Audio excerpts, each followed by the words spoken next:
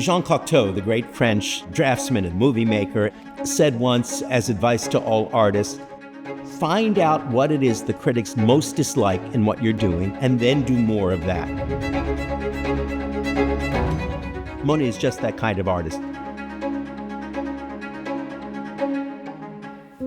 Monet comes to us almost always and immediately as pure optical pleasure. Cézanne himself said famously, Monet is only an eye, but what an eye.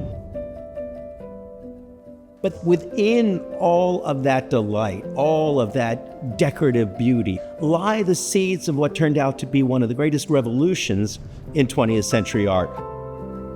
The water lilies, the last great adventure in Monet's life, are first denigrated as being merely decorative, and then in this extraordinary historical turn, around the middle of the 20th century, they become the model and the map for abstract expressionism. Monet does something that is quietly revolutionary, where there was no center and fringe, where everything that was happening that activated the picture was equally important. And for the second generation of abstract expressionists, Helen Frankenthaler, Joan Mitchell, Jules Zalitsky, and so many others, that idea seemed more radical than anything you could find in Cézanne.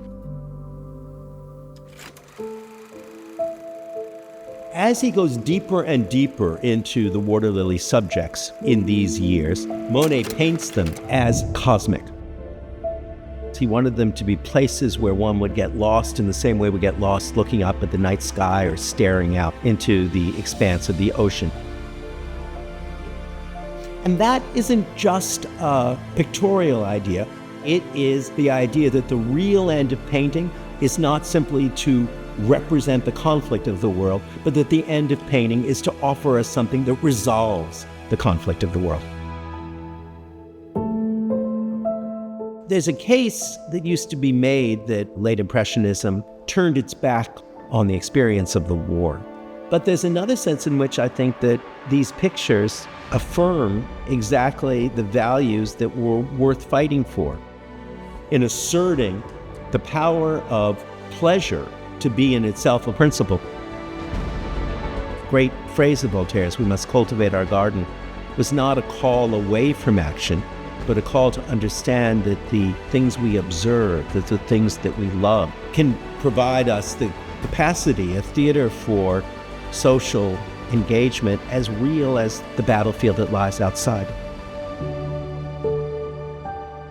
They are both extremely simple, and powerful, and mystical pictures, and they are extremely powerful and historically radical pictures. That's a special double area to occupy.